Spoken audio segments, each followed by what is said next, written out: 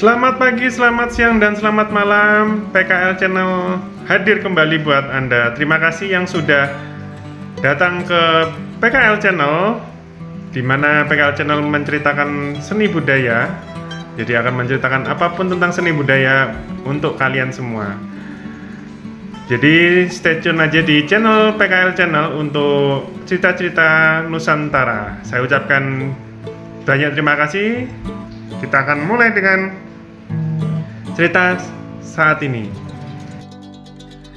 Di desa Dadapan hiduplah dua bersaudara bernama Nyai Sambega dan Nyai Sembadil ya. Mereka hidup miskin dan bekerja mengumpulkan kayu bakar dan daun talas. Suatu hari keduanya pergi ke bendungan untuk mencari daun talas. Tiba-tiba mereka terpana melihat keong berwarna keemasan di atas batu.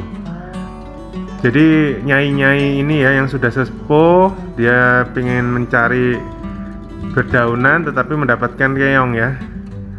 Alangkah indahnya keong ini, seru Nyai Sambega. Lihatlah, kulitnya indah berwarna keemasan. Aku ingin memelihara.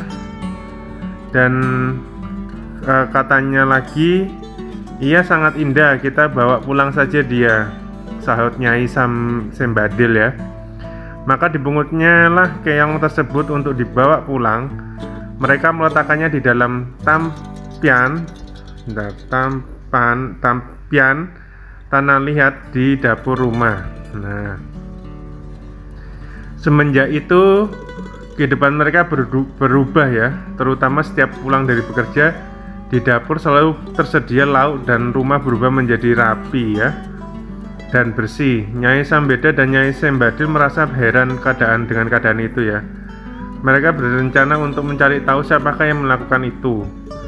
Ini masih zaman dahulu ya. Kalau zaman sekarang dipasangin CCTV rumahnya ya. Ini zaman dulu masih meraba-raba. Suatu hari seperti biasa mereka berangkat kerja, tetapi sebenarnya mereka hanya pura-pura pergi.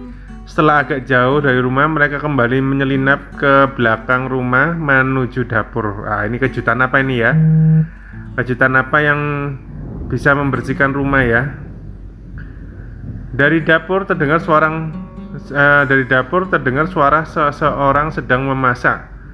Keduanya itu sangat terkejut saat melihat seorang gadis cantik keluar dari tempayan tanah liat tempat keong mas peliharaan mereka. Tentu dia adalah jelmaan dari keong mas itu, bisik Nyai Sambega.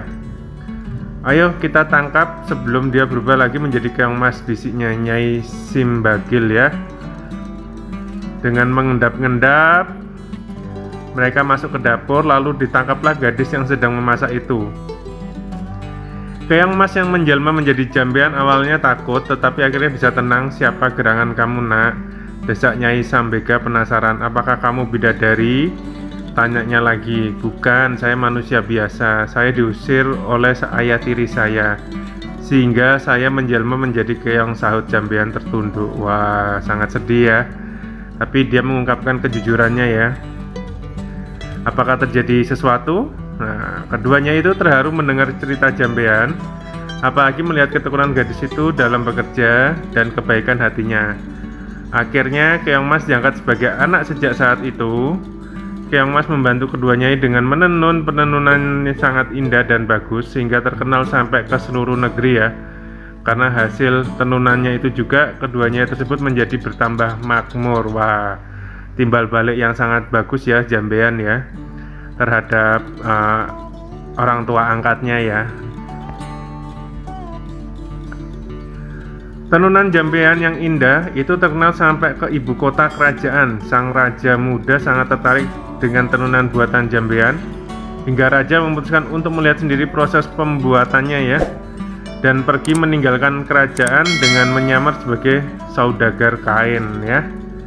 Wah, ini apakah menjadi sebuah percintaan?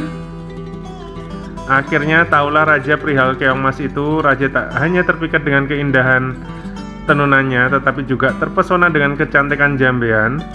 Raja memerintahkan kedua nyai untuk membawa jambean ke istana dan hendak meminangnya menjadi permaisuri ya. Betapa senang hati keduanya itu karena ketekunan dan ketabahannya. Jambean dan keduanya itu kini hidup bahagia di istana raja. Sangat ini ya, dramatis, lika-liku perjalanan Jambean dan menjadi sebuah kehidupan yang sangat bahagia dan romantis ya bersama pasangannya yaitu raja ya. Tapi di sini tidak menyebutkan raja apa, tapi Jambean sangat bahagia di sini ya. Baik, berarti sampai di sini dulu cerita Keong Mas. Bagi teman-teman yang belum tahu Keong Mas bisa membuka video ini untuk anak-anaknya ya, atau ponaan-ponaannya menceritakan atau mendengarkan cerita saya, sama aja Anda tidak perlu menceritakan kembali. Anak saya memberikan edukasi sambil memberikan edukasi dalam bercerita. Baik teman-teman, saya ucapkan banyak terima kasih. Kita lanjutkan video berikutnya untuk melanjutkan cerita-cerita yang kita bahas di Cerita Anak Nusantara. Saya ucapkan banyak terima kasih. Jangan lupa like ya, share, komen, dan subscribe. Jangan lupa loncengnya dinyalakan ya teman-teman ya, untuk cerita-cerita Nusantara lainnya. See you next time dari PKL Channel. Dah.